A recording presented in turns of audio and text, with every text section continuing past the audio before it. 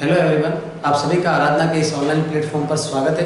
आज हम BSc first year maths के अंदर अवकलन डिफरेंशियल कैलकुलस का चैप्टर नंबर 3 के बारे में चर्चा करेंगे, जो हमारी यूनिट फर्स्ट के अंदर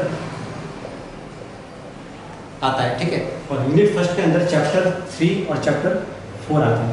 ठीक है, और प्रत्येक बुक कितने यूनिट के अंदर डिवाइड है? 5 यूनिट के अंदर डिवाइड है। ठीक है, यानी कि हर यूनिट के अंदर से अलग अलग चैप्टर का कंस्ट्रक्शन हो रहा है। तो फर्स्ट यूनिट के बारे में हम आज पढ़ेंगे, जिसमें चैप्टर 3 और चैप्टर 4 है। और चैप्टर 3 का नाम क्या है? चाप का आकलन व पदिक समीकरण। ठीक है, चैप्टर 3 का नाम क्या है? चाप का आकलन व पदिक समीकरण। ठीक है, इसके अंदर फॉर्मूले हैं, फॉर्मूला को किस हिसाब से क्वेश्चन के अंदर अप्लाई किया जाता है, वो सारे हम इस वीडियो लेक्चर के अंदर चर्चा करेंगे। ठीक है, तो देखिए, सबसे पहले मैं आपको सभी को जो भी फॉर्मूले हैं वो फॉर्मूले मैं आप लोगों को बता देता हूँ। उन फॉर्मूलों को किस तरह से क्वेश्चन के अंदर अप्लाई करने हैं, ठीक है, उन सभी के बारे में हम आज चर्चा करने वाले हैं। ठीक है, तो देखिए, सबसे पहले चाप का आकलन।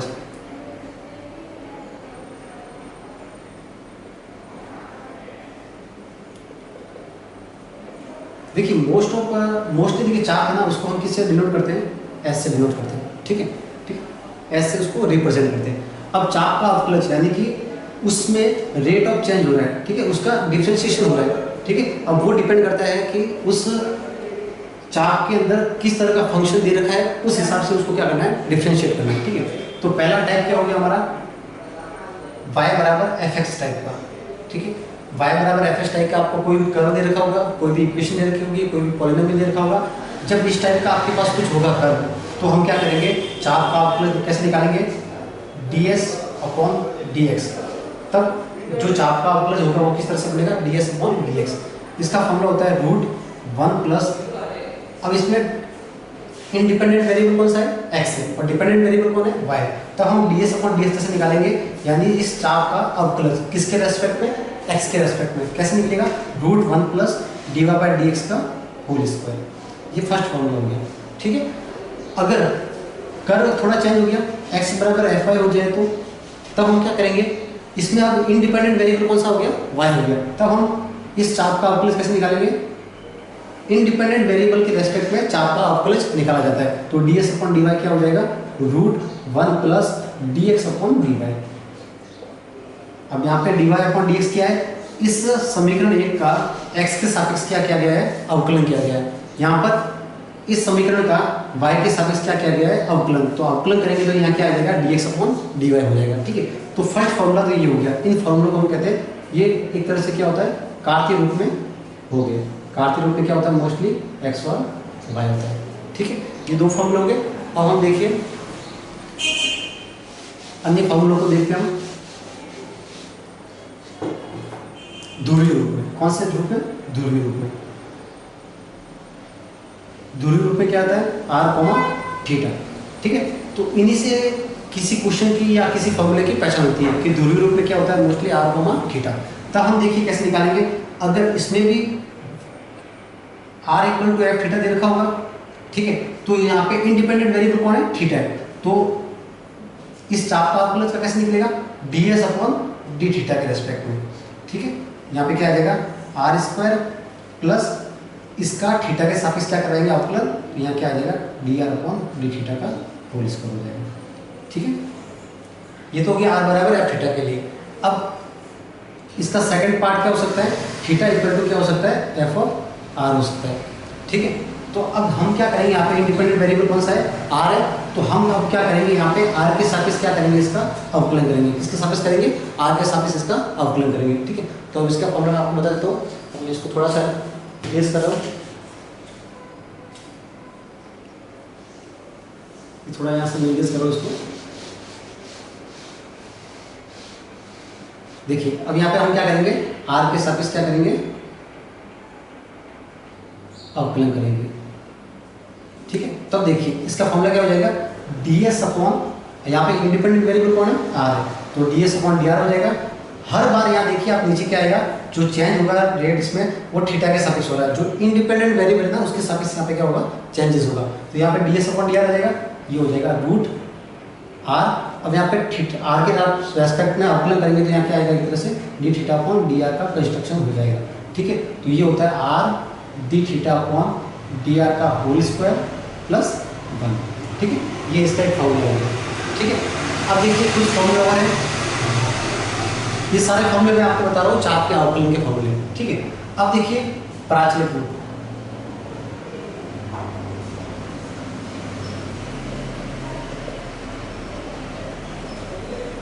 ठीक, प्राचलिक रूप का मतलब ये होता है कि जो x है वो किसी एक फंक्शन का एक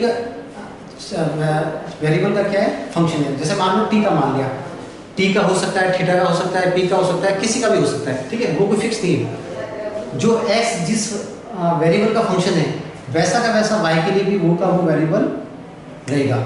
अगर यहाँ पे t का फंक्शन है x तो यहाँ पे भी y t का फंक्शन होगा। अगर यहाँ पे p का फंक्शन है तो यहाँ पे भी phi का फंक्शन होगा। ठीक है, तो ये कहलाता है पैरामेट्रिक फॉर्म यानी कि प्राचलिक रूप। अब यहाँ पे क्या करेंगे हम, इस x का t के सापेक्ष अवकलन करेंगे तो आपको क्या मिलेगा dx अपॉन dt। यहाँ पे भी y का t के सापेक्ष अवकलन करेंगे तो क्या मिलेगा आपको dy अपॉन dt। अब देखिए यहाँ पे इंडिपेंडेंट वेरिएबल कौन है, t है, तो यहाँ पे क्या बनेगा ds अपॉन dt। तो जो चाप का अवकलज होगा वो ds अपॉन dt के फॉर्म में मिलेगा। ये कैसे मिलता है, रूट लगा के इसका स्क्वायर प्लस इसका स्क्वायर, ये हो जाएगा आपको प्राचलिक रूप में।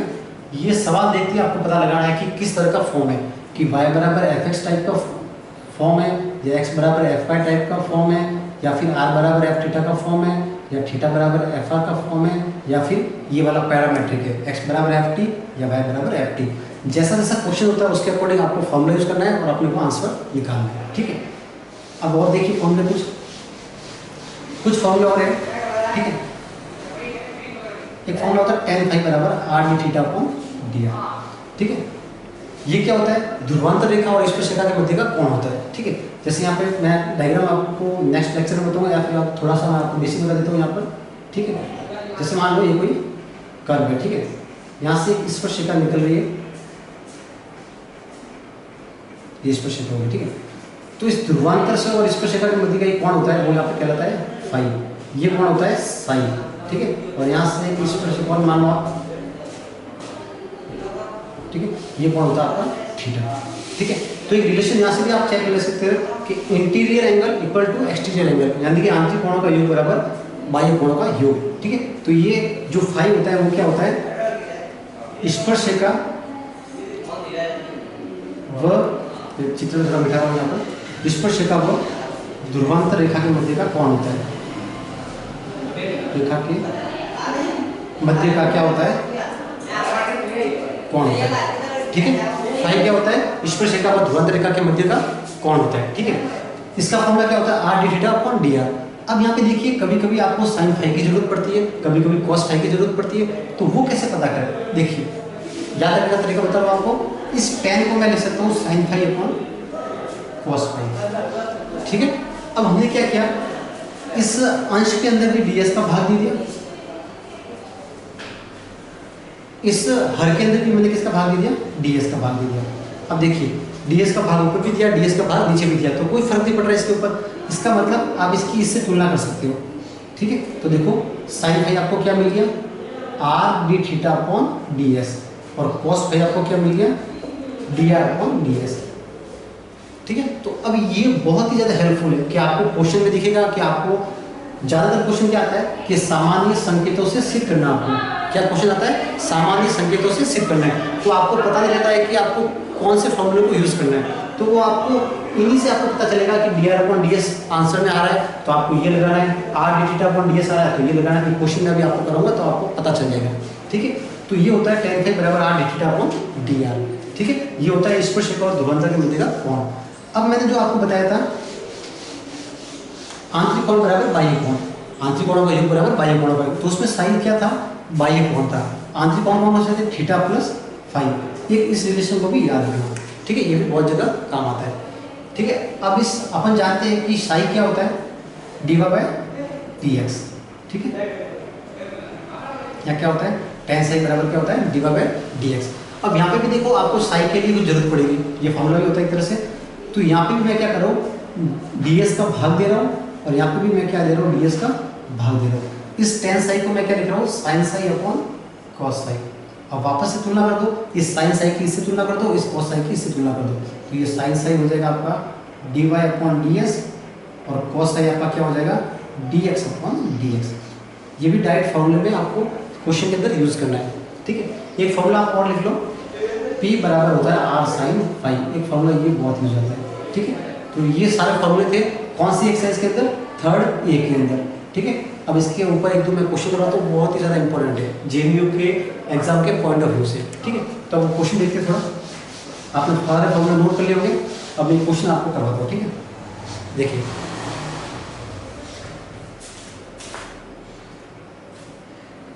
क्वेश्चन है, आएगा तो आपका 10 नंबर का आएगा, यानी कि पार्ट्स में आएगा, ठीक है।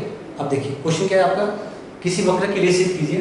क्या क्वेश्चन है, किसी वक्र के लिए सिद्ध कीजिए, किसी वक्र के लिए सिद्ध कीजिए कि साइन स्क्वायर फाइव, ठीक है, sine square five d five D S plus are d square R D s square, are d square R D s square बराबर 0। अब देखिए इसी सवाल की मैं बात कर रहा था जिसमें आपको वो सारे फॉर्मूले यूज करने हैं। कौन से वाले, जैसे tan फाई वाले सूत्र हो गए, tan साइन वाले सूत्र हो गए, ठीक है। अब देखिए किसी वक्र के लिए सिद्ध करना है। अब इसमें आपको कुछ भी नहीं दे रखा है कि कोई समीकरण एक दे रखी है या समीकरण दो दे रखी है, इसमें बस आपको ये दे रखा है कि आपको ये सिद्ध करना है। तो मैंने आपको क्या बताया था कि जो आपको सिद्ध करना है ना, उसी के अंदर से आपको सॉल्यूशन मिलता जाएगा। कैसे मिलेगा, अब देखिए 1 बाई 1 आता है अपना। ये दो कोटि का अवकलन है, ठीक है, ये दो बार अवकलन हो रखा है। एक कोटि के अवकलन की बात करूँ तो क्या होता है, D R upon D S, समझना पड़ेगा, ठीक है। अब आप जितने भी मैंने आपको फॉर्मूले बताया उसमें देखो D R upon D S किसमें आता है। देखिए मैंने आपको बताया था tan फाइव, क्या बताया था, D R D theta upon D are, ठीक है। फिर मैंने इसको क्या किया था, इसको साइन फाइव लिखा था, यहाँ पे क्या लिखा था, कॉस फाइव। यहाँ पर मैंने डी एस का भाग दिया था और यहाँ पर भी मैंने डी एस का भाग दिया था। अब देखो साइन फाइव में तो आर एक्स्ट्रा आ रहा है, तो ये तो छोड़ दो, ये मत लो। कॉस फाइव देखो उसका मान क्या होता है, D R upon D S, ये देखो D R upon D S आ गया। यानी कि अब आपको किसकी जरूरत पड़ रही है, कॉस फाइव की। तो मैंने आपको क्या बताया कि क्वेश्चन में कुछ भी आपको दे नहीं रखा है, बस आपको उस सूत्र की सहायता से पता करना है कि कौन सा फॉर्मूला लगेगा। तो मैंने यहाँ पे दो कोटि का अवकलन था, उसको पहले एक कोटि के अवकलन के लिए चेक किया, D R upon D S हो गया, तो ये सूत्र किससे मैच कर रहा है, कॉस फाइव से, ठीक है। तो अब मैं क्या करूँगा, हम जानते हैं कि कॉस फाइव बराबर D R upon D S. तो देखिए, ठीक है, ये सामान्य संख्या वाले सवाल बहुत ज़्यादा एग्जाम में आते रहते हैं। तो देखिए चूंकि हम जानते हैं कि D R upon D S क्या होता है, कॉस फाइव, ठीक है। अब मैं क्या करता हूँ, यहाँ पे दो कोटि का अवकलन है, तो मेरे को इसको एक बार वापस से एस के सापेक्ष अवकलन करवाना पड़ेगा। तो देखिए एक का एस के सापेक्ष